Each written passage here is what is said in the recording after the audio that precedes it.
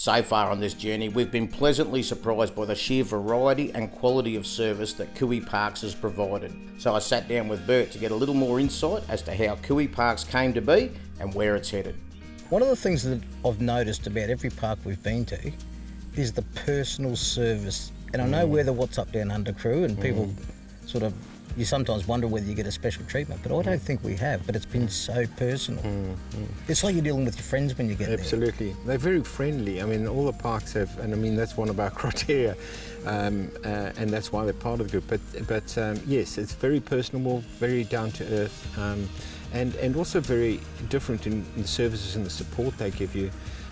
What we particularly like is that often, the parks will be doing a lot of things to make the stay more pleasant. Could be wine tasting, it could be a campfire, it could be happy hour, and some of the parks even put on a meal every now and then.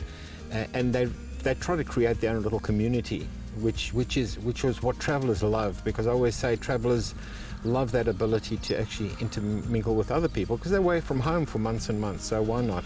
The different groups have different offerings, really, and often offerings are promoted as this is what we have. I turned it on its head and I thought, hold on a second, it's not just about what the park offers, but also what the customer wants. What is most important to you as a customer? And the 4 things that came out were cleanliness, clean facilities, camp kitchen, etc., well maintained and presented, friendly, and reasonably priced. So I thought, well, that's not rocket science.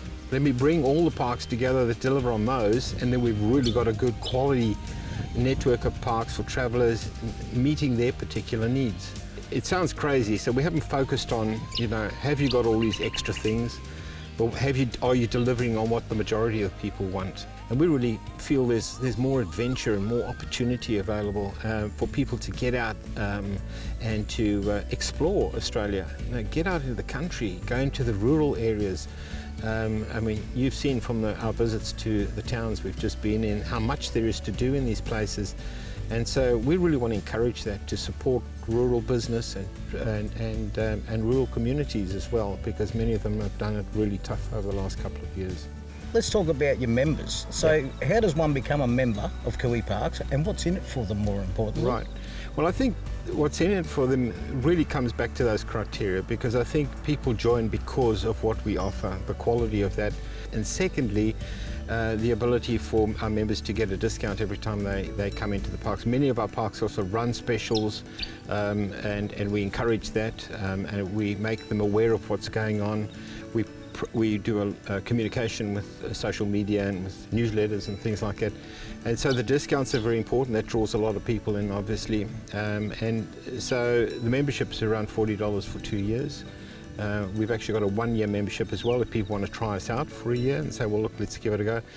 But with that small investment, you can really save hundreds of dollars in your travels with accommodation at Cooey Parks.